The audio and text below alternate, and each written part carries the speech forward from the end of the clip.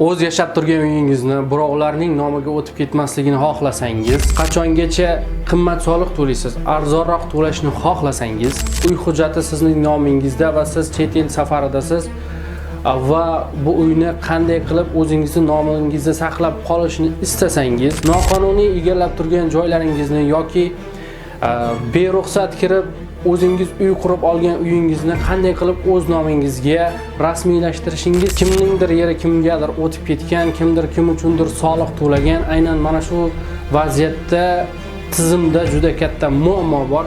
Siz ham balki qo'shningiz uchun pul to'lab turgan bo'lishingiz mumkin yoki qo'shningiz siz uchun, siz esa boshqa umuman bu dunyoda yo'q yoki ancha yillar oldin vafot etgan insonlarga pul to'lab turgan bo'lishingiz mumkin. Aynan mana shunday xatoliklar bo'lsa, bu videoni siz o'tkazmasdan tomosha qiling. Bu video butun O'zbekiston Respublikasida yashovchi barcha fuqarolarga tegishli va aynan ular o'z yashab turgan uy-joylarini o'z nomiga rasmiylashtirishlari uchun kerak bo'ladigan video bo'ladi bu. Assalomu alaykum aziz yurtdoshlar, assalomu alaykum bizning YouTube tarmog'ida tomosha qilib turgan aziz do'stlar, siz Elyor Studio YouTube kanalidasiz va qarshingizda men Elyor Eshtoqtarov. Bugun gaplashadigan mavzuyimiz juda jiddiy mavzu bo'ladi. 2024-yilning noyabr oyida prezident qarori bilan har bir qarz yerlarni o'z egalariga bog'lash va bu yerlardan har bir qarz yerlaridan soliqlarni to'g'ri qabul qilib olish haqida qaror qabul qilingan. Ya'niki bizda hozir O'zbekiston Respublikasida 70% yerlar o'z egasini topmagan yoki o'z egasi bo'lsa ham bu qonuniy rasmiylashtirilmagan. Ya'niki egalik huquqi hech kimga berilmagan. 70% ni nazarda tutaymi? Egalik huquqi bu ko'pchilik egalik huquqi bilan kadastrni juda katta nima bilan adashtiradilar. Ya'ni kadastr bu siz faqat foydalanuvchi hisoblanasiz. Foydalanuvchi. Ya'ni siz hozir bugungi foydalanib turganingiz uchun siz davlatga pul to'laysiz va ertaga davlat bu uyingizni buzib tashlashi yoki nimadir qurilishi yoki gaz, neft yoki shu davlat miqyosidagi narsalar chiqqanda sizni uyingizni tortib olishi yoki dala holingizni tortib olishi, hech qanday kompensatsiya to'lamasligi mumkin. Shuning uchun bularni hujjatlashtirib qo'yish kerak. Va hozirgi kunda harakat ham respublika tomonidan ham boshlangan va siz ham harakat qilib qolishingiz kerak. Ya'ni siz qanday harakat qilishingiz kerak? Barcha jismoniy shaxslar o'z yashab turgan uyini yoki bu kadastr qilingan turar joy bo'ladimi yoki kadastr qilinmagan noturar joy bo'ladimi yoki o'z boshimchalik bilan siz o'zingiz uy qurib olgan bo'lsangiz ham mana shu joyni saqlab qolishingiz mumkin. Buning uchun to'lovlarni, ya'ni soliqlarni amalga oshirishingiz kerak. Noqonuniy bo'lsa ham o'zingizni uyingizni qurib olgan bo'lsangiz va bu uyni saqlab qolishingiz uchun siz oxirgi 5 yillikda soliqlarni kamchiliksiz to'lagan bo'lsangiz, soliq to'lashda hech qanday sizdan muammo bo'lmagan bo'lsa, siz ya'ni har doim vaqtida soliqlarni to'lab turgan bo'lsangiz va siz egallab olgan noturar joy yoki o'zboshimchalik bilan egallangan joy kimningdir yeri bo'lmasa, u aslida kimdadir ro'yxatda turmagan bo'lsa va u yerda aka-uka yoki qarindosh urug' yoki qo'shnilar bilan o'rtada ziddiyat bo'lmasa, ya'ni meni yerim yo'q, bu meni yerim degan muammo bo'lmayotgan bo'lsa, bu albatta o'z vaqtida vaqt kelib o'sha prezident aytgan qaror bilan sizning nomingizga qonuniy egalik huquqi bilan o'zlashtirib beriladi. Ya'ni agar siz qishloq joylarda bo'lsangiz, chetroq joylarda bo'lsangiz, umuman kadastr yoki umuman rejalashtirilmagan holatda bo'lsa, sizga hozirgi kundagi 4 sotiq bilan sizga egalik huquqi bilan beriladi. Agar siz oldinroq olgansiz va bu narsa lekin qarori sizda hujjati yo'q. Sizga berilgan. O'sha vaqtda menimcha 98 yoki 2000-yillari hammaga 12 sotiqdan yer bo'lib berilgan. Va shundan 2000-yildan keyin bu tomon tepaga qarab 6 sotiqqa pasayib va hozirgi kunda 4 sotiqdan uchastka yerlari beriladi va eslatib o'tmoqchimanki, agar siz 12 sotiqlik vaqtida olgan bo'lsangiz, aynan o'sha 12 sotiqga sizga egalik huquqi beriladi. Agar sizda egalik huquqi bo'lsa, yer maydoniga 6 sotiqgami o'sha yoki 12 sotiqgami yoki 4 sotiqgami bunda o'sha standart soliqni to'laysiz. Agar siz egalik huquqidan oshiqcha yerni egallab turgan bo'lsangiz, unga 2 barobar soliqni to'laysiz. Shuning uchun, aziz do'stlar, e'tibor qiling, sizning hujjatingizda qancha sotix egalik huquqi bilan berilgan. Va yana eslatib o'tishim kerakki, agar o'sha vaqtda sizda noturar joylarni egallab olgansiz va sizda hozir egallab turgan, joylashib turgan joyingiz 6 sotixni tashkil etsa va siz o'rab olgan joy esa 12 sotix bo'lsa, sizga 6 sotixga o'sha hujjat qilib berilgandan keyin ham uni qanday vaziyatda olib qolishingiz mumkin. Agar ortiqcha yer hech qanday nima deydi, kimgadir uy qurib berishga yoki ko'chaga nisbatan to'g'ri joylashgan bo'lsa, kimdir uchastka qirib yashashga o'sha loyiq yer bo'lsa, unda u yerni siz ola olmaysiz. U yerni kimgadir berishga, sotishga davlatning haqqi bor. Va bunday vaziyatda ortiqcha yer bo'lsa ham sizda qanday vaziyatda qoladi? Ya'niki o'sha kimgadir uchastka qurib bo'lmaydi yoki sizning uyingiz oxirgi uy va bunning orqasida bor uyingizda joy. O'sha yerga ham siz egalik qilishingiz mumkin, faqat o'sha foydalanuvchi sifatida ro'yxatga o'tasiz, qolgan yerga va 2 barobar soliqni to'laysiz.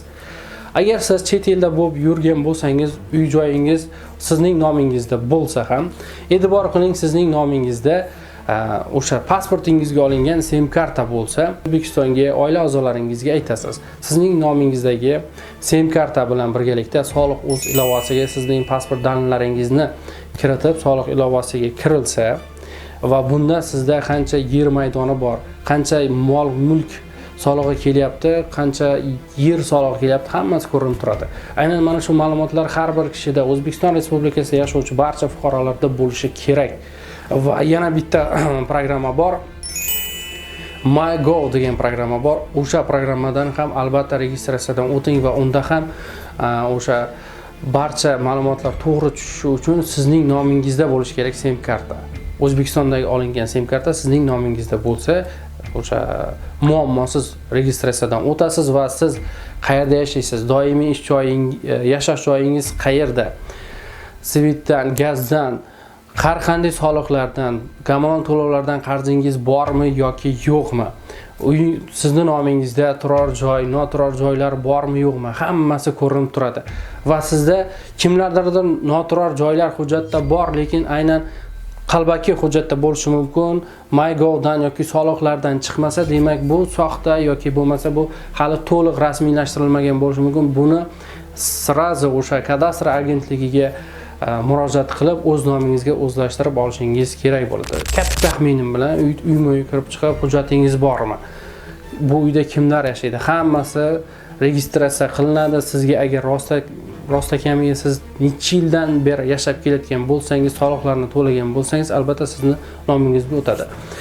Va boyagi soliq programmasi MyGovni nimaga aytyapman? Chunki bu programmani o'rnatganingizdan keyin siz qaysi kadastr raqamiga biriktirilgansiz va o'sha kadastr raqamiga siz pul to'laysiz va bu kadastr raqamini 1198 raqamiga qo'ng'iroq qilib, mana shu kadastr raqamda kimni ro'yxatga olinganini aytsangiz, ya'ni kim ro'yxatga olingan deb so'rasangiz, kim ro'yxatga olingan bo'lsa, o'sha ism, familiyasi bilan chiqadi.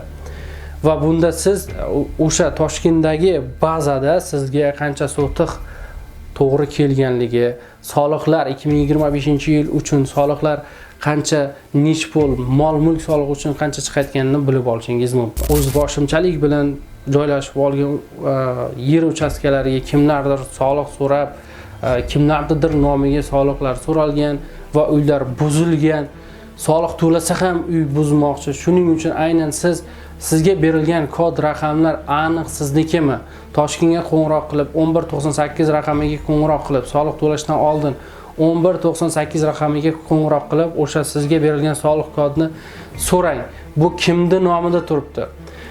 Va bu boshqa birovning ism familiyasi chiqsa, to'lamang. U pul sizning nomingizga tushmaydi va ko'rinmaydi. Shuning uchun aziz do'stlar, bir-biringizga mana shu videoni taylab qo'ying. Siz, eslatib o'taman, bu eslatma, siz o'z boshimchalik bilan egallab olgan uyingiz sizning nomingizga o'tishi mumkin va bu qanday holatda? Soliqlarni to'g'ridan to'g'ri nima deydi? Qonuniy to'lab borsangiz Ya'ni siz soliq sizda kadastr yo'q yoki bo'lmasa umumiy o'sha hujjat yo'q. Sizga soliqchi tomonidan sizga raqam beriladi. Mana shu raqamga to'lab tursangiz, vaqtinchalik raqam beriladi. O'sha to'lab tursangiz sizga o'tadi degan hujjat berilgan ko'pchilikka. Raqam berilgan. Xuddi masalan Paynetga borsangiz, telefon raqamingizni aytasiz, o'sha raqamga pul tushadi. Unda ham kadastr raqamini aytasiz, solig'ingiz tushadi. Mana shu narsalar adashmaslik uchun 1198 ga soliq to'lashdan oldin qo'ng'iroq qilasiz. O'zingizni ism familiyangiz chiqqandan keyin albatta to'lovlarni amalga oshirishingiz mumkin bo'ladi va bu siz uchun foydali bo'ladi. Va yana bitta ma'lumot, 15-apreldan 15-oktyabrgacha soliqlarni to'lash kerak. Har yili 15-apreldan boshlaysiz, 15-oktyabrdan keyin ikkinchi to'lovni, ya'ni 2 ga bo'lib to'lashingiz mumkin. Hozir masalan yer solig'ini to'lashingiz yoki mol-mulk solig'ini to'lashingiz, qolganini keyin to'lashingiz mumkin bo'ladi. Eslatib o'taman, Soliq.uz va MyGovdan aniq registratsiyadan o'tib barcha ma'lumotlaringizni ko'rib turishingiz mumkin bo'ladi. Mana shu MyGov programmasida sizni doimiy yashash manzilingiz ko'rsatilgan bo'ladi. Qachonlardir kerak bo'lib qoladi. Mana shu uy oldi sotisida ayniqsa kerak bo'ladi sizni doimiy yashash joyingiz. Va menda bir problema bo'lgan edi. Men boshqa joyda ro'yxatga turibman. Bu o'sha xatlov vaqti kompyuter xatosidimi yoki odamlar xatosimi bilan bo'lib o'zgarib ketgan. Mana shuni siz oldindan bilishingiz uchun, o'sha menda bo'lgan muammo sizda bo'lmasligi uchun MyGov programmasidan doimiy yashash manzilingizni olishingiz, sudlangan, sudlanmagan, boshqa barcha o'zingiz haqingizdagi barcha ma'lumotlar chiqadi. Shuning uchun aynan mana shu programmalarni ham o'zingizga yuklab oling, o'rnatib oling. Aziz do'stlar, siz Elyor Studio YouTube kanalida bo'lsangiz, bu video foydali bo'lgan bo'lsa, albatta bitta like bosing, kanalimizga obuna bo'lib qo'ying. Bundan keyingi mavzular ham albatta siz uchun foydali bo'ladi. Shuning uchun albatta obuna bo'lib qo'ying. Bundan keyin nima sizni qiziqtiryapti? Nimani bilmoqchisiz? Siz bilmagan narsani o'zimizni jaydari tilda tushuntirib berishga harakat qilaman. Qandaydir o'sha davlatimizda bo'ladigan nima deydi, jismoniy shaxslar uchun boyaga imkoniyatlarmi, imtiyozlarmi, shu haqda nimadir bilmasangiz bemalol yozib qoldiring, hammasini o'qib, o'rganib sizga o'zimizning tilda tushuntirib berishga harakat qilaman. Yana eslatib o'taman, siz Elyor Studio YouTube kanalida bo'ldingiz va qarshingizda men Elyor Eshto'xtarov. O'zingizni asrang, bizdan uzoqlashmang. Hamma videolarimiz aynan sizni manfaatingizga, sizga manfaatdor bo'ladi degan umiddaman. O'zingizni ehtiyot qiling, sog' bo'ling, salomat bo'ling.